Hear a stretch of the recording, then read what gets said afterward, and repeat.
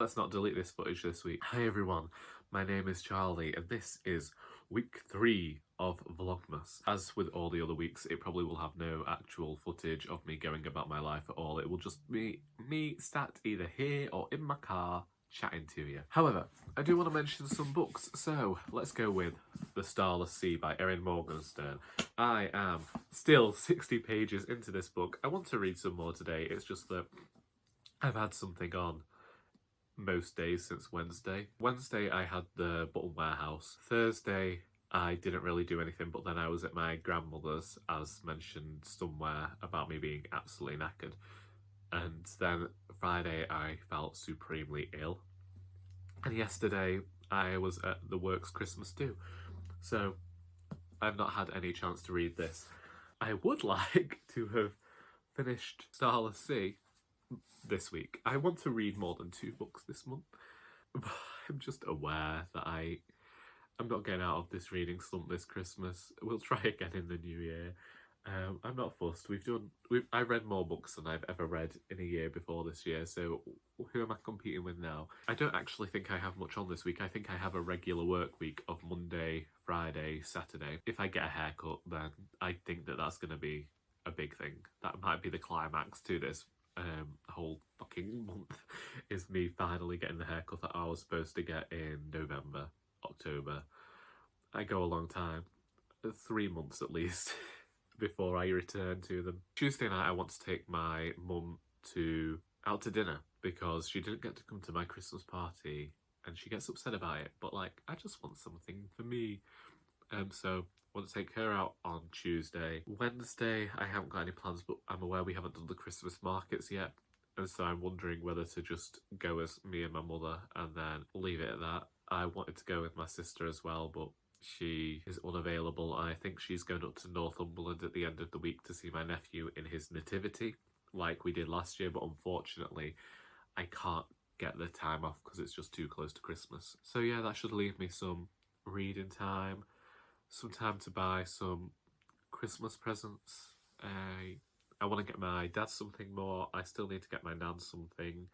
I want to find a little something for Joy, who I'm meeting on Thursday, for coffee and to discuss writing and all that stuff. Otherwise, I think we will just get on with the week. I am currently waiting in my car for Waitrose to open so as I can go and buy my volunteer a birthday cake. It's Monday and I did say that I would make her a birthday cake. I said it last week. I asked what sort of flavour she'd like, and yesterday just got away from me. It was about 4 o'clock before I could have even started thinking about making the cake, and then it was just a whole thing. I wanted to watch the Strictly final because I'd missed that, and that had been what I'd planned my entire day around, and that had happened on Saturday, so I'm watching it, you know, I'm seeing it secondhand anyway. Oh god, now I'm being watched by builders. 3 builders. Can you imagine what they're doing? I know what they'll be doing. They're going off to Greg's for breakfast. Anyway, so I need to go and purchase this cake. Also thought about getting some wine. Not just for that one singular volunteer. I'm not that nice. A lot of my volunteers today had birthdays in December, and due to the fact that we've had to take some time off and all this fun stuff, their birthdays almost got pushed to the wayside, which I imagine happens a lot to people with Christmas birthdays. I don't know. I should ask my older brother, born on Christmas Eve. And I feel like he's always held it against us. Yesterday, I recorded videos, as I've mentioned, then I watched the previous Gavin and Stacey Christmas special. I've seen it before, but it's nice. And Strictly Final. And I had, finally, Linda McCartney made something that I didn't hate. Vegetarian fish cakes. However, I didn't listen to the end of Soul Music like I'd planned, and I think I'm DNFing the Starless Sea at the 90-page point. I don't believe that I'm going to make it to the end of part 1. I did that thing where I tweeted about it last night, trying to find out whether it improves. I have gone to Goodreads and read reviews. I've read reviews from national papers now, but I find the prose in Zach's chapters very slow moving. I find it like wading through treacle, and at the 90-page point I feel as though everything's being stretched out into this very literary way that is completely unnecessary for the story that is being told, because again, it's exactly like I said, this would be a great breakout novel for someone who's going from young adult literature and wanting to read adult literature, because it does exactly the same thing that young adult literature does. And this man has just fallen into Zachary's life, and without even having to read it, I know he's going to be the potential love interest, because he is the only character besides Zachary who seems to have anything interesting about him. Zachary's friends at the university could easily be thrown out the novel entirely because they're completely indistinguishable from each other. Morgernstern is trying this weird hipster thing of giving them these cute characteristics, but I just find it pretentious and odd, and that is the only thing I could say about the entire book, really. Where I originally enjoyed the sweet sorrows portions of the book, but you know, they had something dark and fairy tale-esque about them, and I enjoyed that aspect of it. However, when each one is coming after each chapter of Zachary's, I found the experience quite jarring, and I don't think that that's what the author will have set out to do. I imagine that in the end, it's all going to come together. I saw someone describe it like a puzzle box on Twitter, and at the end of it, it's a great reward for all the readers that you've gone through all this slow-moving book to get to that. And I have read slow-moving books before that have still felt like a rewarding experience because there's been something new happening in each chapter. That doesn't happen here. All that happens is that what could happen in 3 pages takes 30. I get that it's supposed to be magical, darkly whimsical, and I get that there is something probably great for readers and storytellers in the book, but I really don't think that this is the book for me, especially a book to read to get myself out of a reading slump. There's every chance I could go back to it and risk it again, but I want to go back and talk about Black Leopard Red Wolf from June, which I never thought I would be using as an example of for this. I never thought I'd use it to mention this book. Basically, Black Leopard Red Wolf, I felt like had a lot of world packed in there, sometimes moved slowly, sometimes moved too quickly. But with each chapter, we were finding out something new to propel the story forward. We don't get that with this book. Needlessly vague, and as I say, extremely pretentious. And I feel like people who enjoy some strange purple prose might get something out of this. If you've read Daughter of Smoke and Bone, this might be the book for you. But it is not a book for me. It's staying on my shelves because I paid a lot of money for that, and I am not prepared to give that book away, having only been reading it for 1 week. I will go through this book eventually in future, but right now, I'm putting it down. I'm going to stick to soul music and Hogfather and pick up A Christmas Carol just because we're getting to that time of year. But for now, the Starless Sea is disappearing. Right, I suppose I should get on with my day, really. I got home last night and discovered that my edition of Butcher's Dog had come through, which features a poem by yours truly. Just want to point out, though, that all of the writers are in alphabetical order in the back. I thought that I just had to talk about the poetry journals and things that I'd been in. I didn't realise you were allowed to actually mention books that you had written. And so originally, in my little bio, I included the Doris books, but I then took them out. So it just says, Charles Heathcote lives in Macclesfield, Cheshire. He has a BA in creative writing from Manchester Metropolitan University, and that's it. And that's the smallest one, and everybody else has really long, huge biographies, and not gonna lie, feel a bit intimidated by it. Wish I'd put my YouTube channel on here, but these are the mistakes we make. Either way, Butcher's Dog magazine exists. This is issue 12.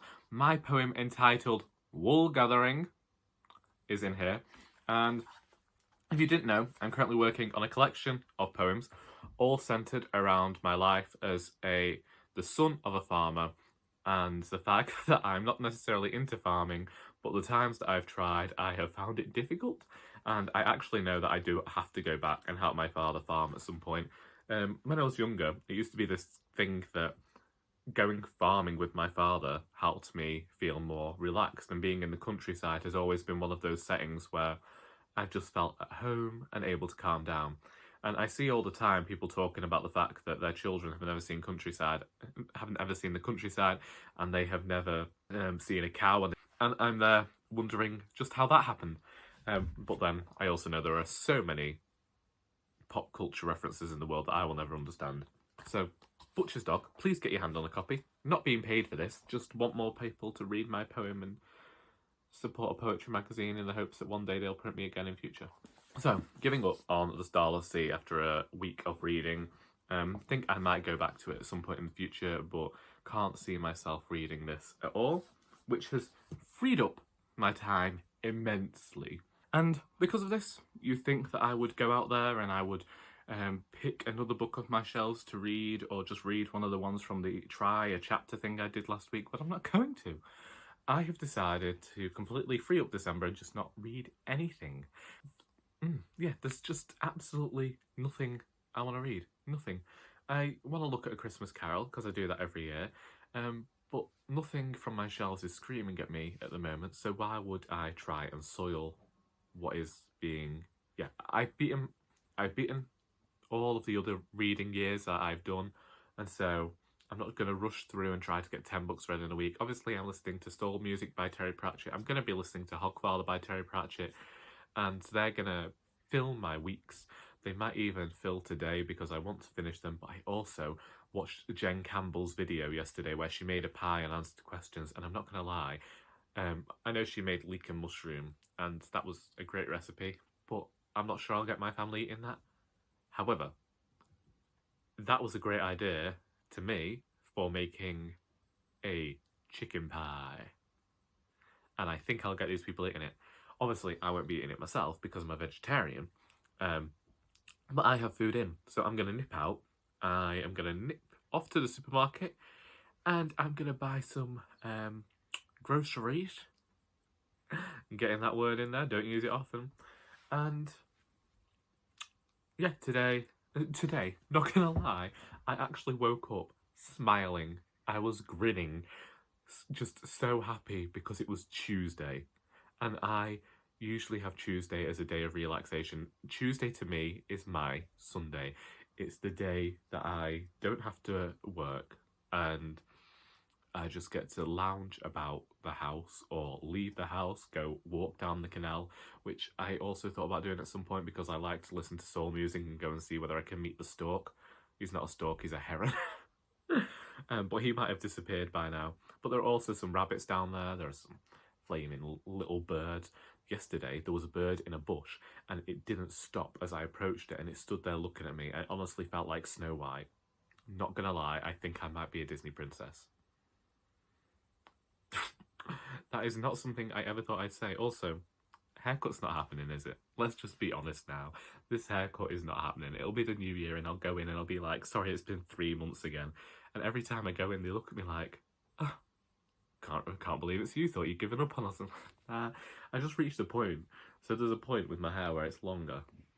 And I'm like, oh, I quite like that. I feel like I look like someone out of the 90s.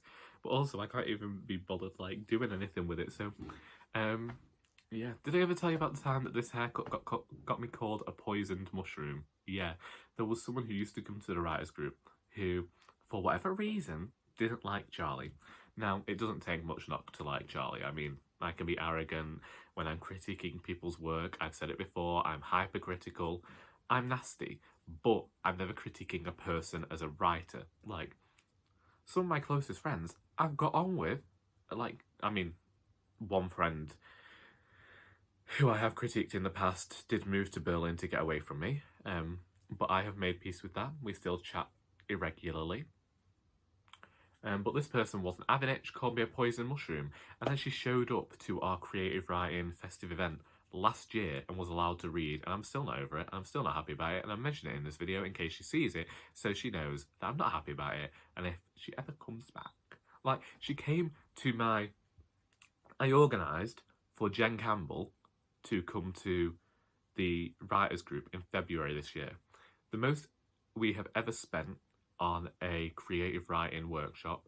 It was incredibly fulfilling. Jen managed to change her workshop to actually talk about our poetry with us. She did really well. I have some people who came to that class who didn't write poetry, who worked on poetry and did extremely well for that class. And then she came along and she was incredibly mean to Jen Campbell, tried to blame me for it, and honestly, I'm glad she never came back, because there might have been a murder in a library. Can you tell that I made my coffee a bit too strong this morning? I hope so, and I'll see thee tomorrow. It has been over 2 days since I last spoke to you, because I've been somewhat busy. Wednesday came around and got away from me, and in the end, me and my mother went to the Salt Bar in Macclesfield for a Christmas meal. I was treating her because she doesn't get a Christmas meal as a carer, and then we didn't get to go out on Tuesday because they were fully booked. So we went last night. The food was amazing, the drinks were amazing. We went to Mash Guru afterwards where there was live music, and we drank some more, and I came home drunk, and then I started messaging people drunkenly, and you can find those flaming messages on my channel. I redacted a message to Dane this morning because that was just bloody offensive. But, you know, sent a message to my friend in Berlin to inform her how she is one of my favourite people on the planet. So, drunk Charlie is still a bit of a dick, really. And then Thursday, actually Wednesday, I spent a lot of time trying to get today's video up, because it was 30 minutes long and no computer was having it. My phone wouldn't send it to my computer. It deleted all of my photos and videos, so then I've had to re-download them from iCloud this morning because I'd like to have them on my phone. And then I ended up having to figure out how I could connect this thing to the computer, and then when I finally got it connected to the computer, it took that long to flaming sort itself out. I never thought that video was going to be online, but it's online now, and it's only a year and a day late. And then today I've just been and met Joy, and we were exchanging Christmas presents, and I made the mistake of saying that I don't think I like poetry anthologies, which is a bit of a lie. I just don't seem to get on with the Forward Prize anthologies. I like the Chris Riddle anthology, and I guessed from her face that I might have just got a poetry anthology for Christmas, and I just spent nearly an hour in Waterstones trying to find the gift for her, and I found it, and I gave it to her, and I'm pretty confident I know what the book is, so if I'm right, I'll tell you on Christmas Day, but if I'm not right, I won't tell you at all. I'll just keep that to myself. And so tonight is the cozy reading night. I still don't know if I'm doing it. I keep looking at this book right here and thinking that I could have a fun time reading it. So we'll see if that happens. I don't know. But I do have to make tea for everyone. Well, just for my dad and my siblings, because my mum's gone out for the evening. And something for myself, possibly, before cozy reading night starts. I can imagine that what's actually going to happen is, whilst cozy reading night's happening, I might be watching Gavin and Stacey on iPlayer, and then dipping in and out of one of these books, which I think is also okay. I think we know by now that cozy reading night didn't really go as well as it could have done, but that's to be expected. My sister soon fell ill after we played Cards Against Humanity, and now believes she might have flu, which is something that I don't want to catch, and very well may inspire me to go across the road to the pharmacy this morning and see whether they can throw a flu jab at me, and just pray that it works fast. I'm supposed to get a free one. I haven't had it done yet, and it just seems stupid now, especially the way certain people are treating our health service at the moment. I honestly thought that by not having the flu jab that it might alleviate resources, but then the thing is that that's already there, then it's seen as a waste of money, and then eventually they hand that off to somebody else who just wants to inject me with Coca-Cola. So I need to get that sorted, really. I am now in work. and I'm here until about, well, we close at 4:30, leave at 5, so should be getting home between 5:30 and 6, and then I get to do this all again tomorrow. I think we're in for an okay day. Famous last words. We can't deny that Vlogmas has been a fun time, but will I continue these vlogs for the next week? Probably not, because I'm not that good at them. So this is me wrapping up this vlog. Did I finish Soul Music at all in the last 3 weeks of vlogs? No, that is a 9-hour audiobook that I listened to at 2.5 speed and I didn't finish it yet. Did I read any more of Theft of Swords? No, but did I watch Gavin and Stacey? Yes. But I did actually do some writing. Last night I wrote 3 pages of the final Doris book, of which I accidentally revealed the title in my Woolgathering on the Move video, and part of me is mildly apologetic about that, but also another part thinks it saves me having to do an official announcement video later, although I do like trying to create hype that way. But also, I've known this title since 2016 or 17, 2016, towards the end of my writing of the second Doris book. I've known what the final 2 Doris books would be called, so I don't really think there's an issue there, and I very well may have said the title previously. Today has been a strange one. As we know, the argument happened with head office yesterday, and in actual fact, I don't know how to put it, but it's one of those things where I want to draw a line under it and forget about it, but also it's won't be a thing that is forgotten until the new year, and also I feel like forgetting about it just allows the problem to be accepted and compounded on. Is it a problem? I don't know. Other people will have different experiences than I had. However, at work, certain people would only talk about that thing today, and it was just one of those things where, can we not talk about it? Because there is nothing we can do. We have, like I said, I reached an impasse yesterday. I said to them, I don't see the point in talking to you any longer. We're not going to agree.